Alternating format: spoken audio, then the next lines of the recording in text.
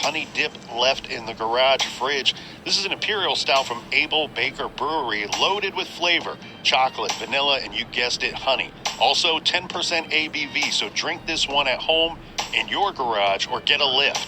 And they have a double barrel version as well, which I love double barrel. Garage grade 4.25 bottle caps out of 5. And let's give some praise and thanks to our good friends that helped us out with this week's show. First up, cheers to Joshua in Media, Pennsylvania. Joshua.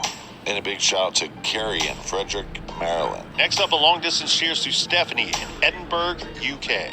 And a big we like your jib to Than in Rathdrum, Idaho. And here's a cheers to Jake L in Parts Unknown. And last but certainly not least, we have a shout out to our friends working and listening at Center Caps Direct down in Texas. Everybody we just mentioned, well, they went to TrueCrimeGarage.com and helped us out with this week's beer fund. And for that, we thank you. Yeah. BWR, you win, beer run.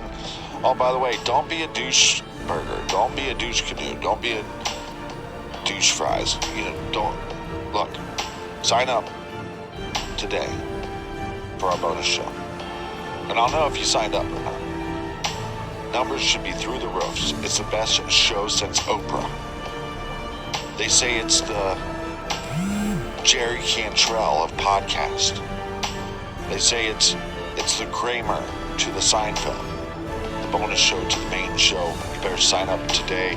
Make sure you go to TrueCrimeGarage.com, click on the Off the Record link, sign up, and start listening. You have hundreds of episodes to get to. Get nasty, people. And that's enough of the business. All right, everybody, gather around, grab a chair, grab a beer. Let's talk some true crime.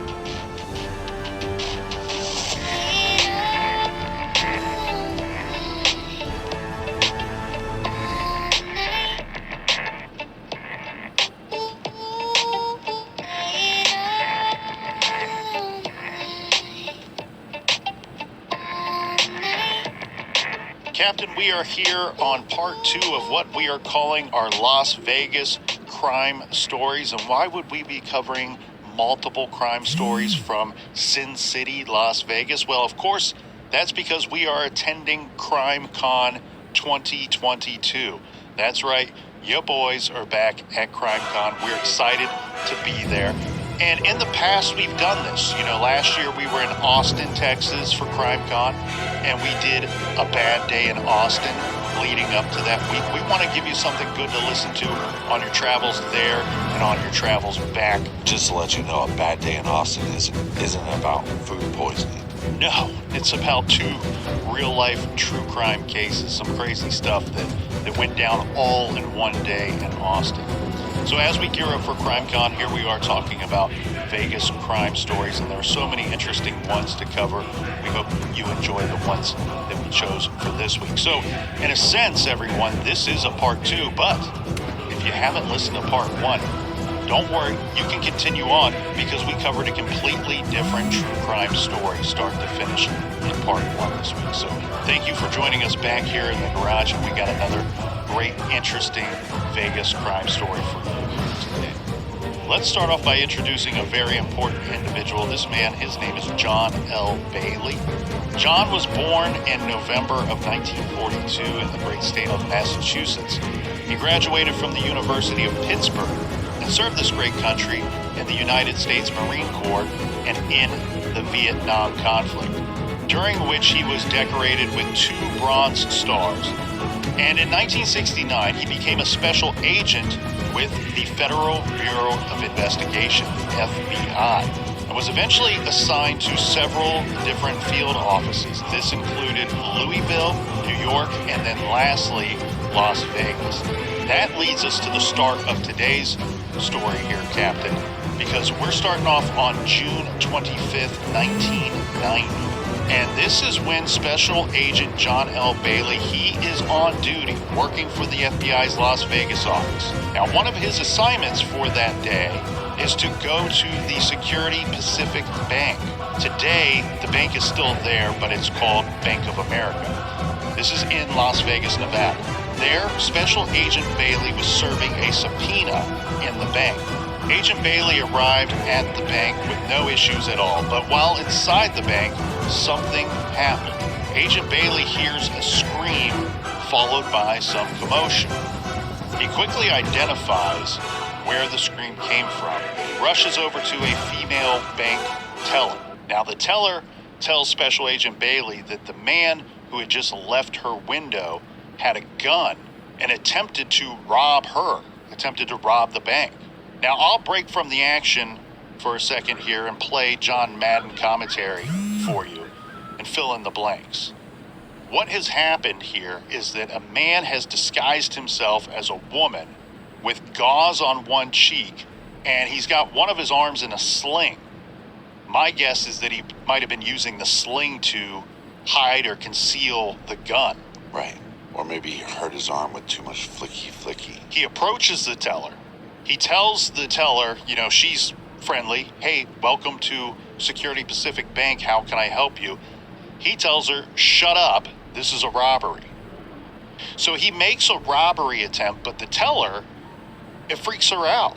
So she screams when she sees the gun and he says, shut up. She screams, and it's reported that she screamed 592 or 592. Those numbers. Now, I'm guessing that's some kind of code in that bank for robbery, or, she shouts this out and jumps back from the counter. This in turn startles the robber, who then must have decided to abort the whole robbery plan altogether. Right. Because then he turns and starts to walk back toward the door to exit the building. Well, this is when Special Agent John Bailey steps in. So picking up where we left off, now the teller is telling Special Agent Bailey that the man who had just left her window, he had a gun and had attempted to rob her. So Bailey turns and runs after the robber. And of course, he draws his service weapon. He identifies himself as an FBI agent and ordered the bank robber to stop. The man, still walking to the nearest exit, starts to turn back toward the agent. And as this man turns, keep in mind, he still has his gun in his hand. Reacting to seeing the gun, Special Agent Bailey fired off one shot, which does not hit our robber. It hits the door that he was attempting to leave from, which, as most of us know, a lot of these doors in these banks are glass. So he hits this door and the glass shatters. Well, this scares the would-be robber enough to the point where he is now going to listen to the agent, and he does drop his gun. Well, let's back up just a little bit, because I do have some experience of being a banker. I'm working in that industry for quite a while. So let's go over some protocol. When you are a teller, and look, I worked many years and sometimes as a roaming teller, so you have a home location, but then there's multiple locations when they are short-staffed, then you have to go over and work. And one of the things that tellers talk a lot about is, have you been robbed? No.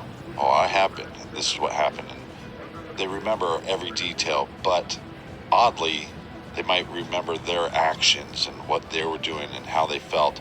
They might not remember the details of the actual robber themselves. Mm-hmm. So the protocol is this, and I'm sure it's changed throughout the years and with technology, but we've all seen it in Hollywood movies.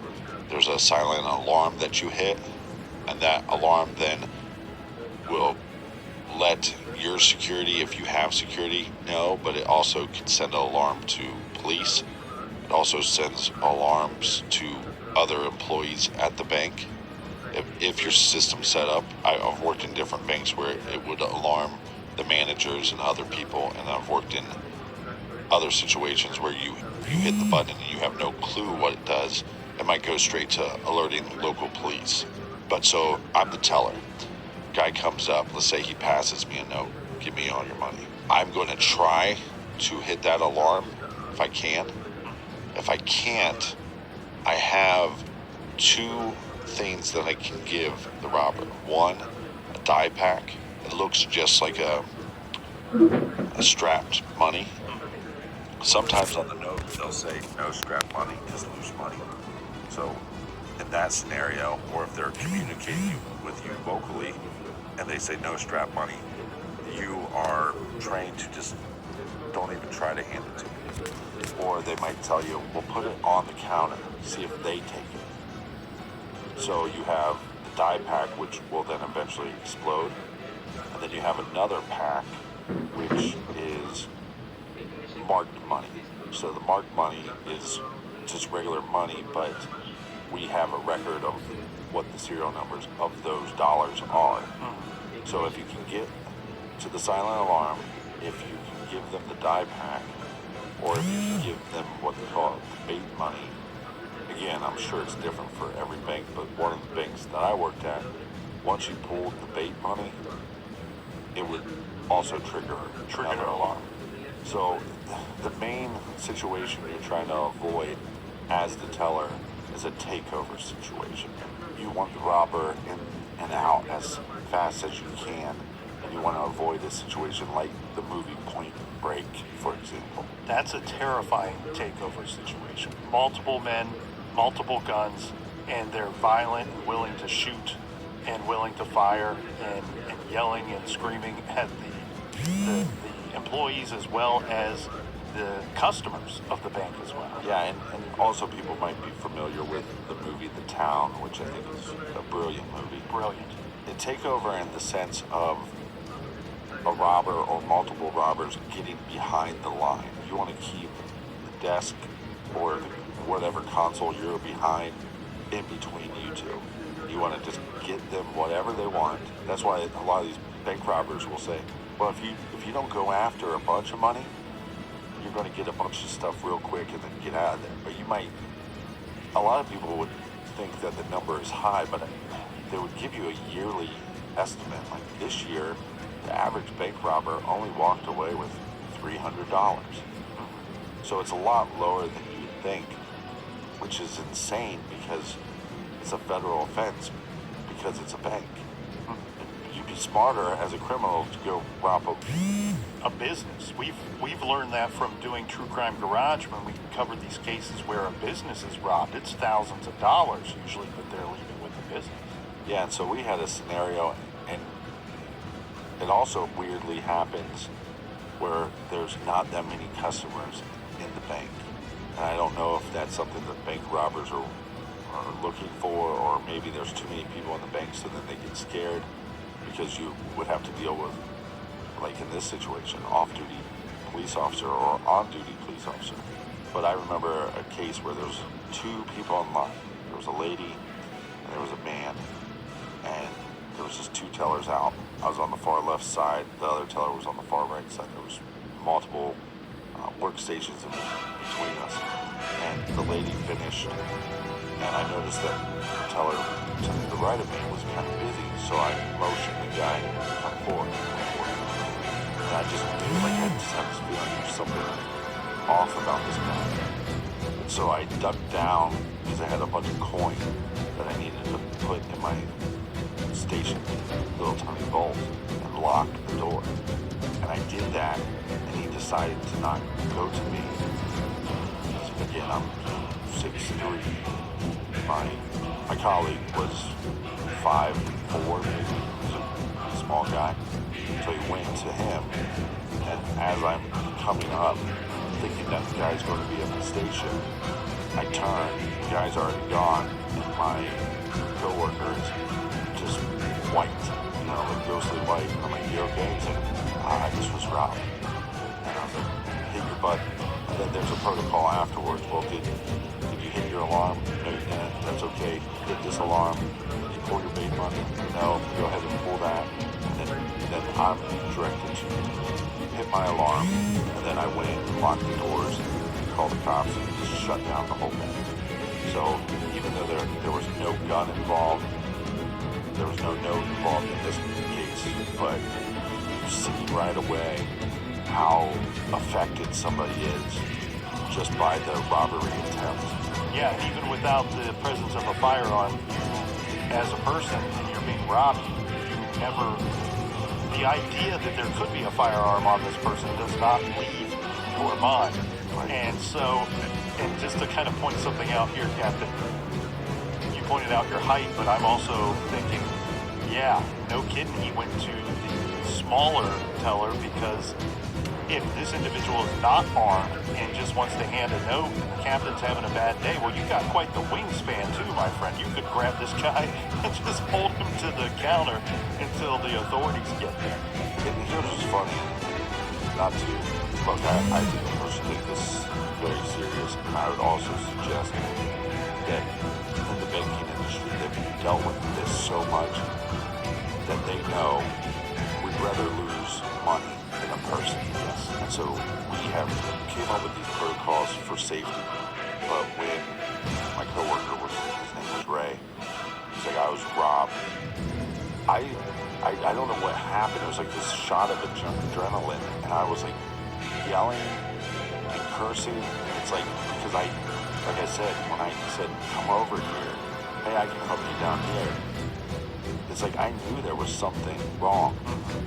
And then he goes, I was robbed, and I'm screaming, you know, the mother effer could have came to me. Like, that coward. And I'm like screaming. And again, it could be one of those situations, you're handed that note and you're having a bad day. You go, no, not today, buddy. Well, that guy pulls out a gun, takes over the bank. I can hold it in this scenario. Not to, talk too much about my personal story, but then I have to notify everybody in the bank we were just robbed. There's a couple ladies in the break room. And I say, hey guys, I just locked the doors, we were just robbed. And my manager at the time just goes ghost white, and she's like physically shaking, and tears are just rushing at her face. And she gets up, and she's our manager, so she's trying to make sure that everybody's okay. And I noticed that there was something wrong with her, and I'm like, Heather, it's okay. We were, the guy just got a couple bucks and locked the door, raised fine. And then I found out that she actually was a part of the takeover up in, I don't know if you remember this, in Westerly. And one of the security guards, which was off to the top, was actually, she was laying on the ground, and he was in a room. He was trying to come out. I think he had his gun drawn and everything. He was going to try to come out onto the people robbing the bank. And they shot him, and he fell right by her, and he ended up dying. It was a big case in Ohio, and I didn't know that she was a part of that when she was a mess. You get to see PTSD happening in front of your face. You can see what trauma does to an individual, which then took our seeming to be not such a serious, life-threatening situation, and became way more intense. And it's probably the reason why I remember every little step that happened for the next hour. Well, it's real interesting to me, too, the way that these agencies will work on these types of crimes and different crimes, but in reference to bank robberies. The FBI for years, and probably still do, had a squad that was, back in the 70s, was referred to as the crime prevention. Back in the 70s and 80s was referred to as the crime prevention and reactionary squad. And in fact, John Douglas, friend of our show, he served in that reactionary squad before this whole profiling thing came about with the behavioral science. And so one thing that they did when they specialized in bank robberies, and I always found this to be fascinating, they were trying to go in and teach bank tellers and bank managers and kind of set up some of the protocols that you're talking about here, Captain, so that, one, not only can we try to prevent as many future bank robberies as possible, but if one should happen, how should the teller or managers behave so that we get some information on the criminal? Right. And one thing that I found fascinating was he was saying the first thing that they noticed that was wrong in most of the bank robberies, most of these bank robberies go down just like you said. The person robbing the bank, much different than our Las Vegas situation, hands a note instead of saying, hey, shut up, this is a robbery, hands a note. They wanted to be kind of on the DL, be very quiet. They want to get that money and they want to get out of there and hopefully not have to pull a gun